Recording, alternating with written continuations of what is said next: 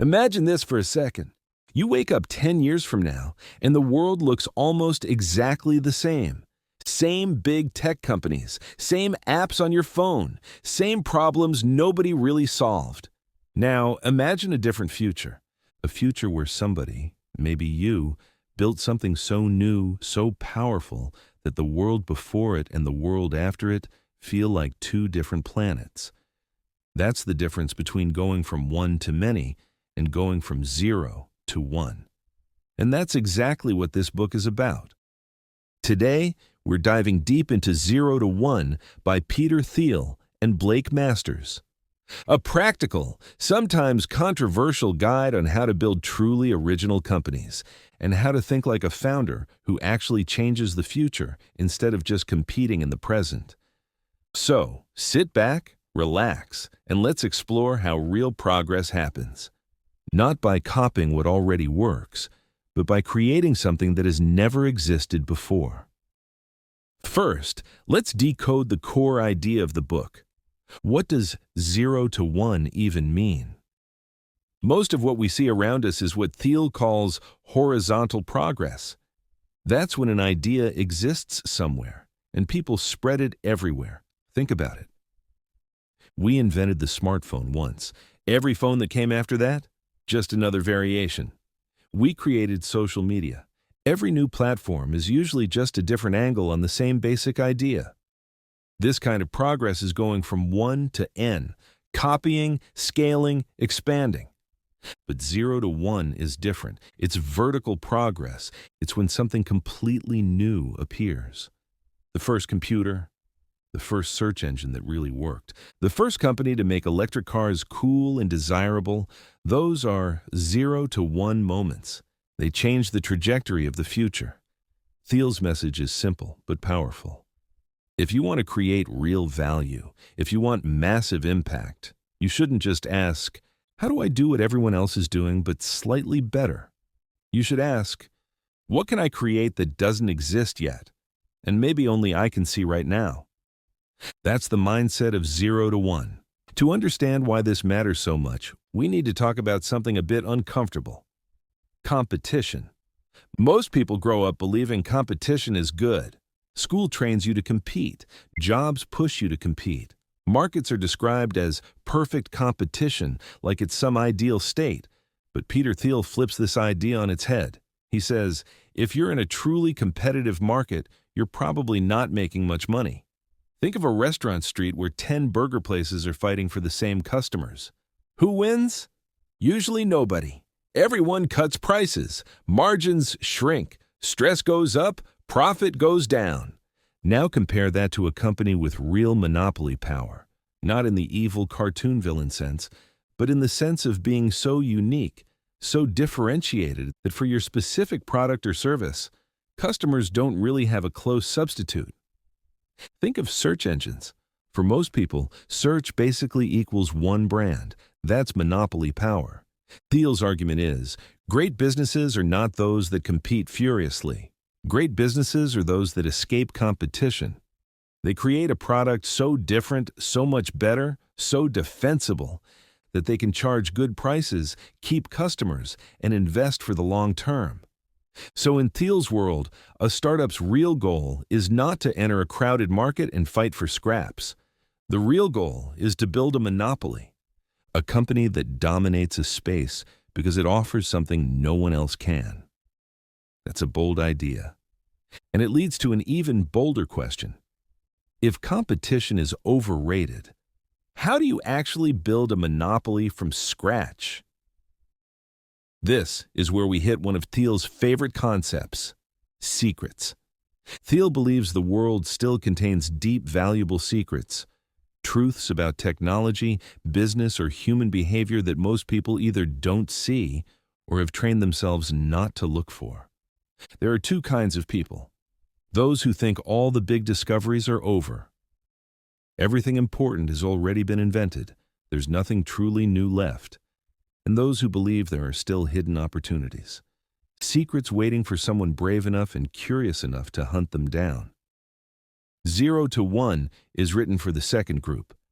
A secret in this context is something like, A market everyone assumes is small or unimportant, but you see a way it could be huge. A technology others think is impossible, but you see a path to make it happen. A customer problem that's invisible to most people, but painfully obvious to you because you lived it. Thiel encourages founders to ask, what important truth do very few people agree with me on? That's a scary question. Because if you're honest, your answer will probably sound weird or wrong to other people. But that's the point. If everyone already agrees with you, you're probably not working on a secret. You're competing in the same crowded space as everyone else. The companies that go from 0 to 1 almost always start with a secret. Some insight about the world that's hidden in plain sight until someone decides to act on it. Now, having a secret insight is one thing. Turning that insight into a real company is another.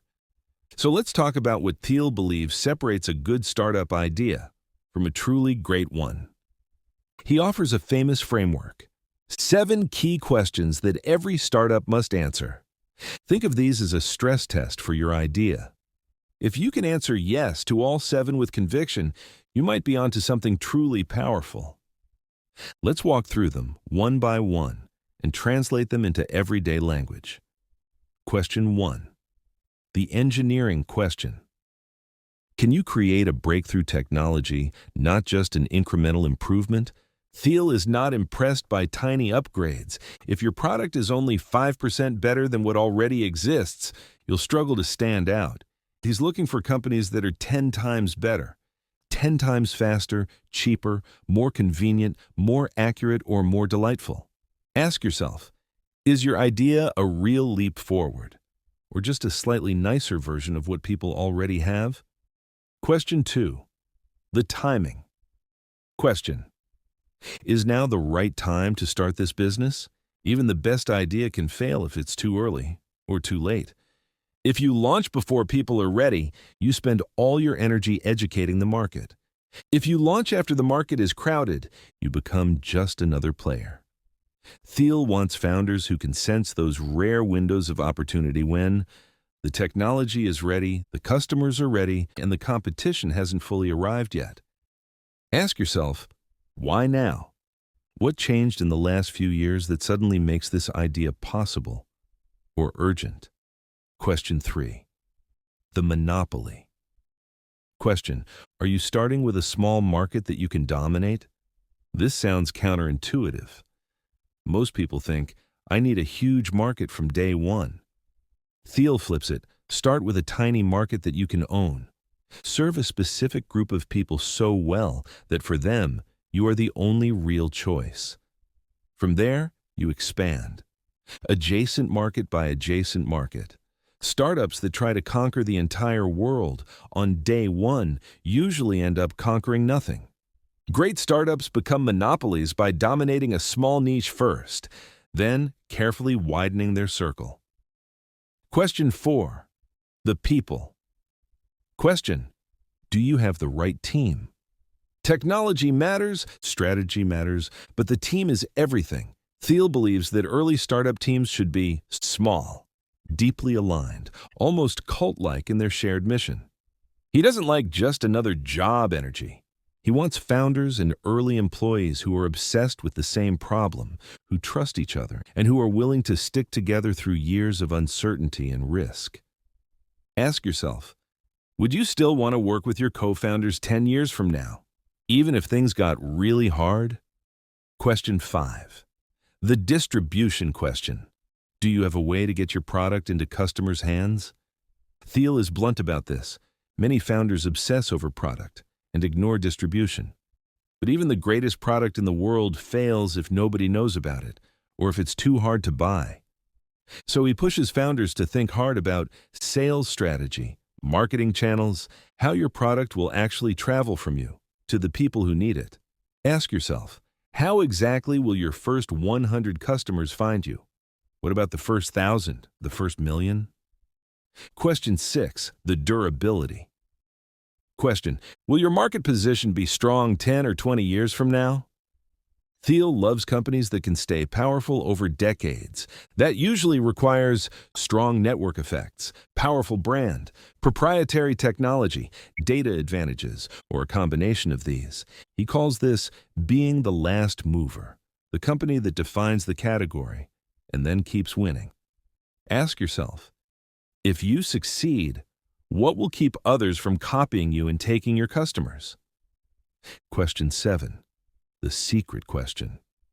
Have you discovered a unique opportunity that others don't see? This connects back to secrets. If your idea is obvious, it's probably already crowded. If your idea is non-obvious but true, you may be holding a powerful advantage. Ask yourself honestly, what do you know about this market, this technology, these customers, that almost nobody else understands the way you do? If you can give strong answers to all 7 questions, you're not just chasing a trend. You might be building something truly 0 to 1. Now, let's zoom in on something we don't often talk about in business books, how we think about the future. Thiel argues that there are 4 basic mindsets. Indefinite pessimism. You believe the future will be worse, and you don't really have a plan. Think of societies that are stuck, fearful, and resigned. Definite pessimism. You believe the future will be worse, so you plan. But your plans are about defense and survival, not creation. Indefinite optimism.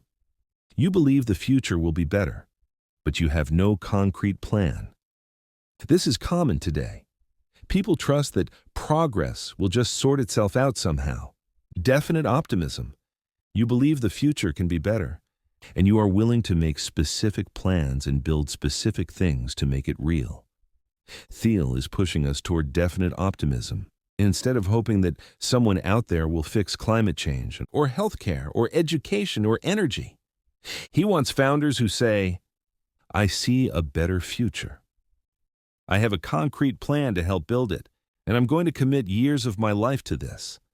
0 to 1 is, at its core, a book about agency, about refusing to be a passive observer of the future and deciding to be one of the people who actually builds it.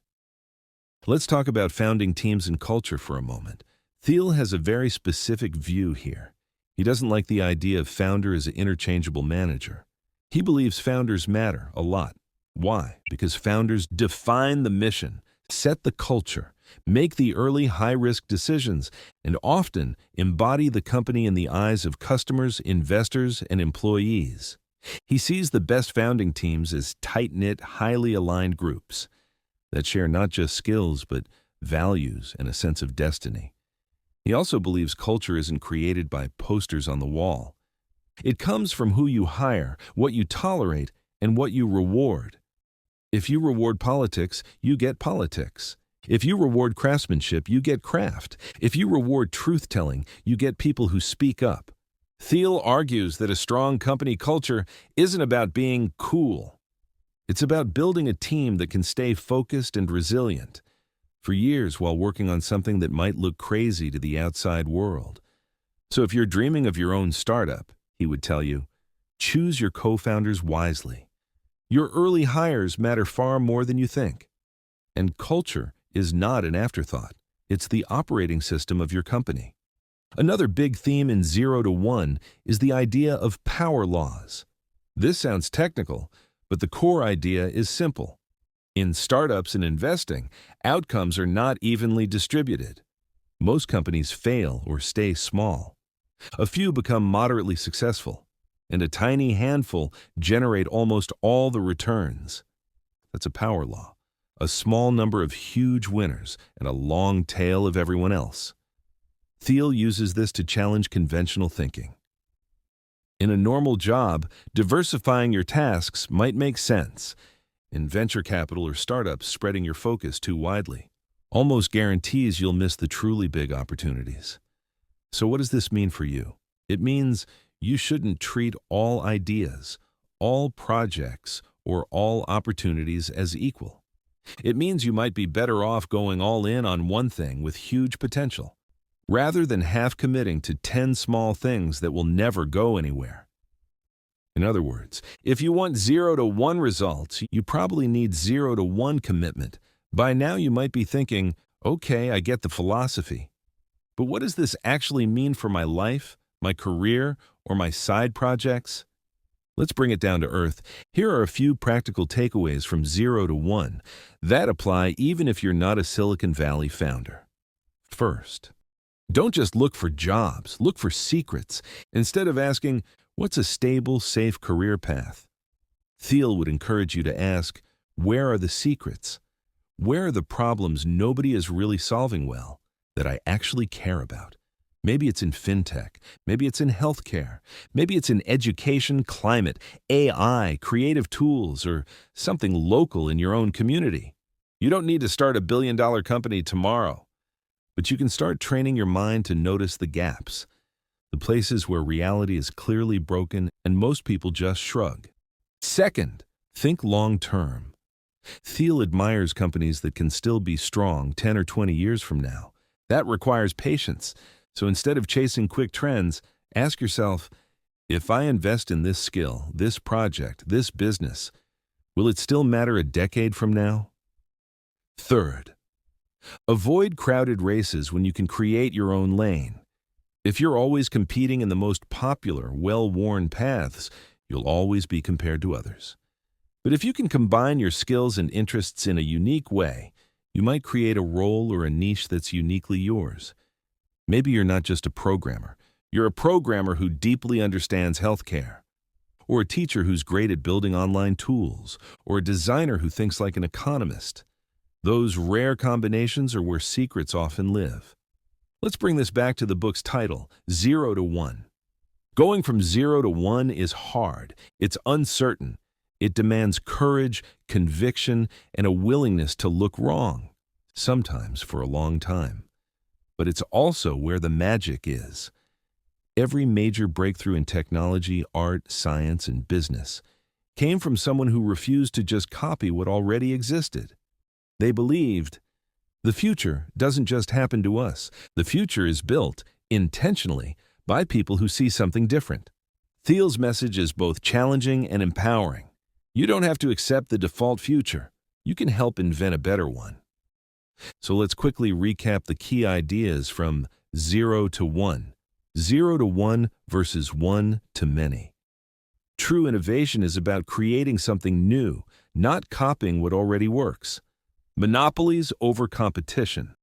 Great businesses don't just compete, they escape competition by building something so unique that they dominate their niche. Secrets. The best startups begin with hidden truths, insights that most people don't see or don't believe. The 7 questions.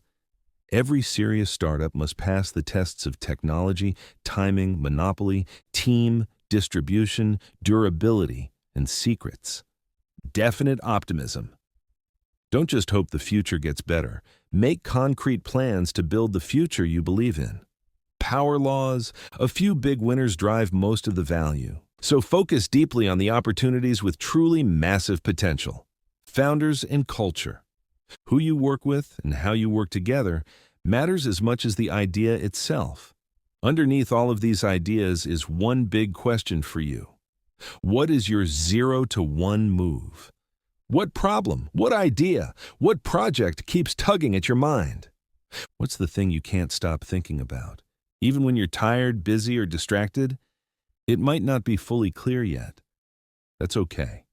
What matters is that you start looking at the world, not as a fixed system you have to survive inside, but as a canvas you can help redesign. As we wrap up this audiobook-style summary of 0 to 1 by Peter Thiel with Blake Masters, I want to leave you with this thought. Every breakthrough company, every transformative idea started with one person or a small group of people who decided to think for themselves. They questioned the obvious. They searched for secrets. They made definite plans in an indefinite world. And they stuck with those plans long enough for the rest of the world to finally see what they saw. Maybe your 0 to 1 path is building a startup. Maybe it's writing, creating, teaching, or inventing something. That doesn't exist yet.